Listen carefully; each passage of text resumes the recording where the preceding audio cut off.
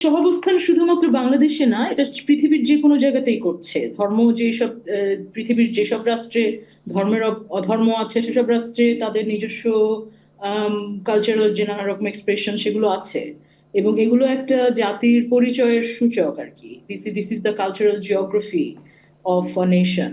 তো আমাদের দেশে এটা তো খুবই কৃত্রিম ভাবে মুখোমুখি করা হচ্ছে, কারণ আমরা তো ধরেন, আমি যদি একটু পিছনে ফিরে যাই, আমরা এই যে মাজারগুলোর উপর যে হামলা হচ্ছিল ধারাবাহিক ভাবে আপনার ইয়ের পরপরই, 5ই আগস্টের পরপরই হুম হুম। মাজারগুলোর উপরে একদিকে হামলা হচ্ছিল, আরেকদিকে দেখা যাচ্ছিল নানা জায়গায় কাওয়ালির অনুষ্ঠান হচ্ছে। তা হুম আসলে কাওয়ালিটা কোত্থেকে উৎপন্ন হয়? কাওয়ালি তো উৎপন্ন হয় মাজার থেকে, তাই হুম না? হুম। হুম তো হুম। মাজারের প্রতি ক্ষোভ, বাট একই সাথে আবার কাওয়ালির প্রতি এক ধরনের দেখা যাচ্ছিল। সো খুবই problematic, and it is politically motivated.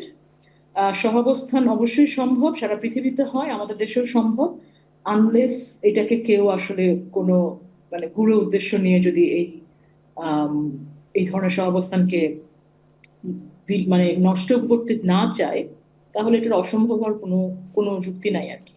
That's নিশ্চয়ই। That's the universal system in the whole sure. World.